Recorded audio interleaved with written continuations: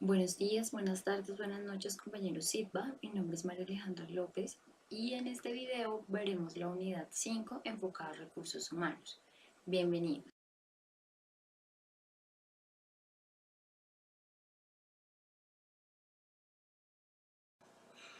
Ahora bien, para poder dar respuesta al anterior interrogante es necesario tener claridad sobre el concepto de recurso humano, el cual consiste en el trabajo que aporta un conjunto de personas de una organización, siendo administrada a través de una dependencia la cual se encarga de mejorar y aprovechar las capacidades y habilidades de los trabajadores en estas actividades.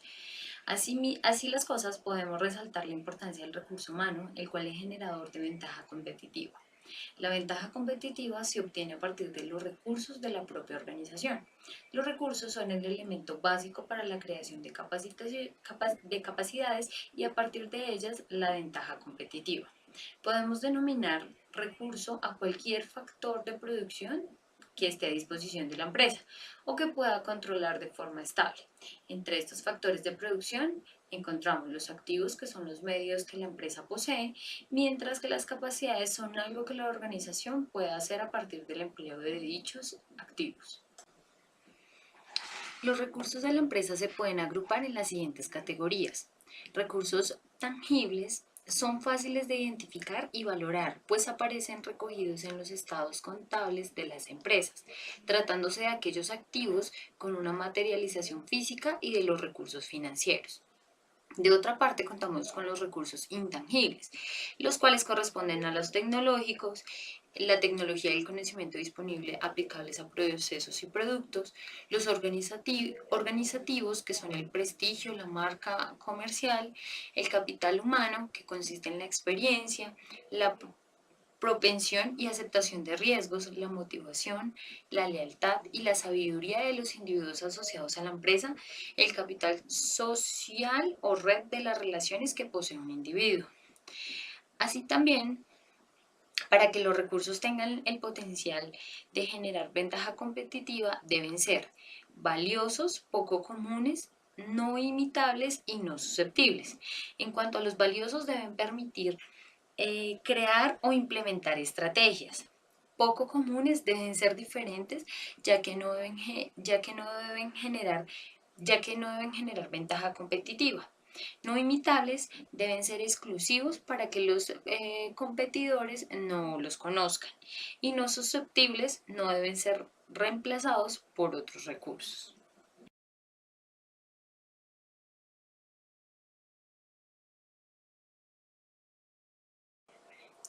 La importancia de la motivación influye significativamente en el trabajador, ya que cuando se está más motivado laboralmente se desempeñan mejor las funciones, lo que permite que la entidad pueda lograr sus objetivos estratégicos de manera eficiente.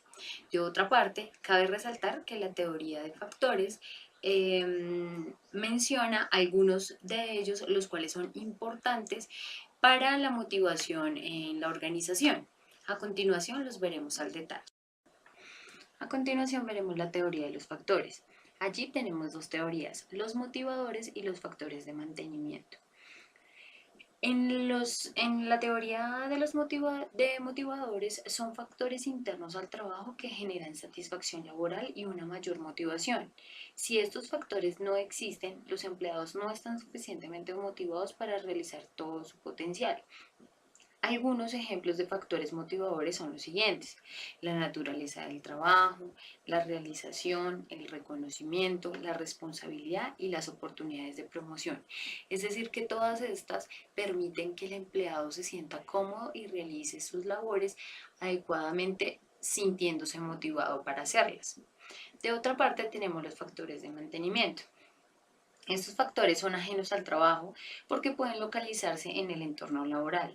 La falta de factores de higiene pueden provocar una insatisfacción activa y una desmotivación, e incluso en situaciones extremas, el absentismo laboral.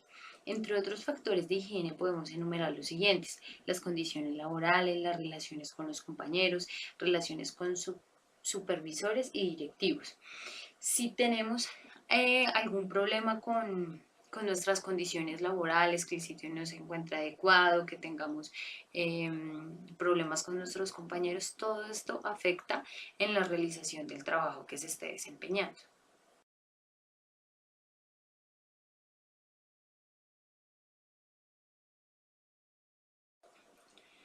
A continuación, veremos el concepto de cada una de estas definiciones y daremos la relación que existe entre cada una de ellas. Cargo. El cargo es aquellas actividades realizadas por un solo empleador que ocupen un lugar específico dentro del organigrama de la empresa. El rol es una función que debe realizarse por miembro del equipo de un trabajo, de un proceso, como aprobar, auditar, archivar, producir, servir, inspeccionar o calificar.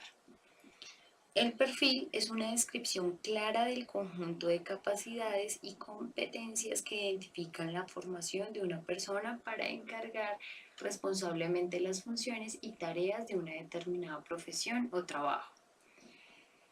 La función es el papel para ser llevado a cabo por una unidad designada de la empresa.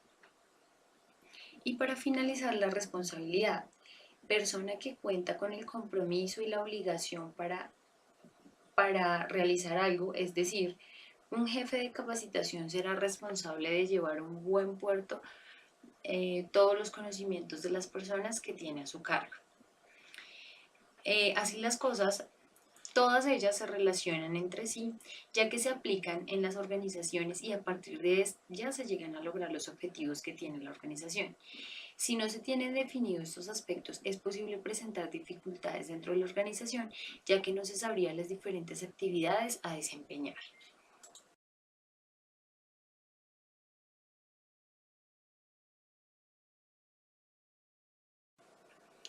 Para el desarrollo de esta labor es indispensable el área de recursos humanos, la cual es la encargada de realizar los trámites de selección de trabajadores, realización de contratos, nómina y seguros sociales, entre otras actividades. El procedimiento de descripción de puestos constituye la base principal del proceso de clasificación de puestos, así como en su importancia relativa, en base a los resultados que aporta la misión y objetivos de la organización.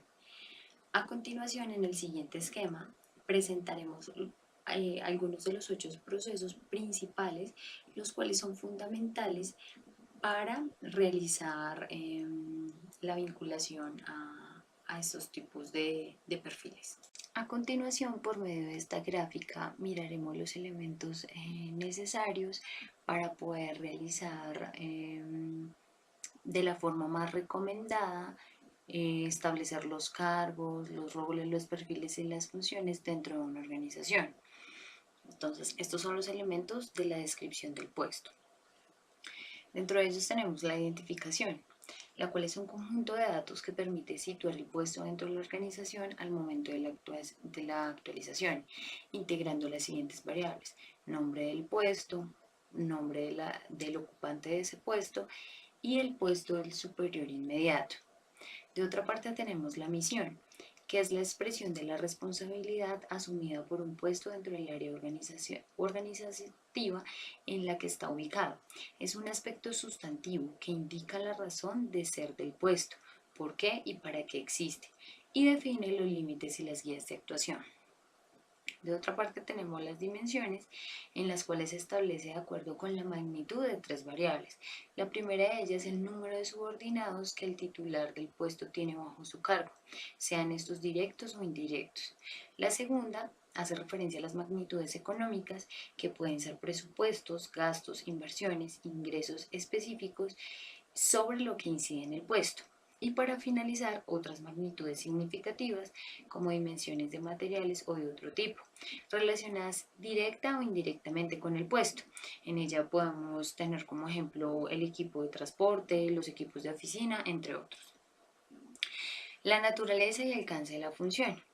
Entonces, en ella parte de ubicar el puesto según el organigrama que tiene la entidad. Entonces tiene como unos niveles, en ellos el puesto superior al puesto analizado, titular del puesto, otros puestos que dependen de ese puesto superior, puesto subordinado al puesto analizado, y se enuncian los cometidos básicos de los puestos subordinados, de acuerdo a las funciones, las cuales son una breve caracterización de las funciones de los puestos subordinados. De otra parte tenemos la naturaleza de los problemas, aspectos que suponen mayor dificultad o complejidad en el puesto. Pueden ser problemas de orden técnico, gerencial o derivados de las relaciones humanas. De otra parte, la naturaleza de la responsabilidad. En ella hace referencia a las decisiones propuestas o contribuciones más significativas propias del puesto. Tenemos otros aspectos en los cuales se indica si son necesarios o significativos aspectos a resaltar que permitan conocer mejor el puesto y que no hayan sido explicadas en los puntos anteriores. Y para finalizar tenemos el perfil del puesto. Entonces en este permite identificar el bagaje de conocimientos generales y específicos, las experiencias, habilidades y competencias, algunas características personales que se requieren para desempeñar adecuadamente un puesto. En estas que podamos encontrar que lo componen. Entonces la formación de la persona, el nivel, qué especializaciones ha realizado, qué conocimientos tiene, qué experiencias ha adquirido y algunos otros requisitos que requieren acreditación.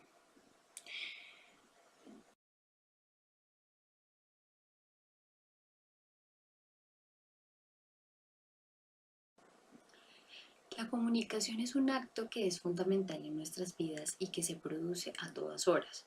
Por lo anterior, es uno de los elementos más importantes dentro del desarrollo empresarial. Con el pasar del tiempo, las empresas han notado su importancia, aumentando la participación de los comunicadores y periodistas dentro de las instituciones. Sin una correcta comunicación es imposible lograr metas, aumentar productividad y generar los resultados que se deben alcanzar. La comunicación interna aporta en muchos aspectos de la organización, sirve como herramienta de motivación de los empleados, constituye y fortalece la identidad corporativa. Sin una identidad corporativa bien formada es imposible que los clientes externos tengan una buena imagen corporativa. Sin imagen corporativa no hay reconocimiento, ni ventas, por ende mucho menos ganancias. Aunque muchos empresarios aún no tengan muy claro el papel de los comunicadores dentro de las empresas, es de vital importancia que conozcan los beneficios que obtendrían si gestionan de manera correcta las comunicaciones y a través de estrategias lograrían aumentar la productividad empresarial.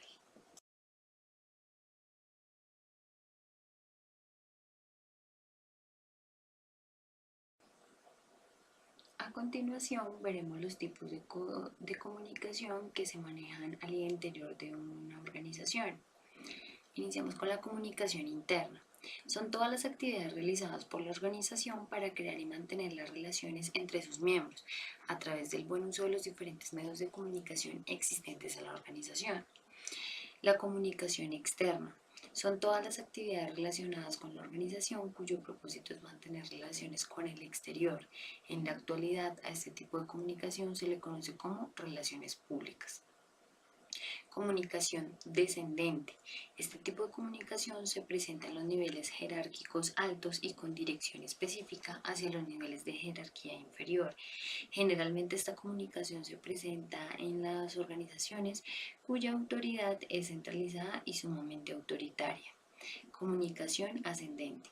Este tipo de comunicación organizacional se presenta cuando los trabajadores subordinados transmiten información a sus jefes, es decir, esta información fluye de niveles inferiores a niveles de jerarquía superior. Desgraciadamente el flujo de la información en esta vía de transmisión no siempre llega a los niveles más altos de forma completa y objetiva, ya que conforme va ascendiendo la información, los receptores van mediando el impacto del contenido, sobre todo si se trata de informes o noticias negativas o no esperadas por la gerencia y la administración. Y para finalizar, tenemos la comunicación cruzada. Dentro de este tipo de flujo de comunicación se considera que la información de dirección horizontal es aquella que se presenta entre niveles similares de jerarquía dentro de la organización. La finalidad principal de la comunicación cruzada es incrementar la velocidad de la transmisión de la información, mejorar la comprensión organización de la información que se transmite y la coordinación de los esfuerzos para lograr cumplir con los objetivos de la empresa.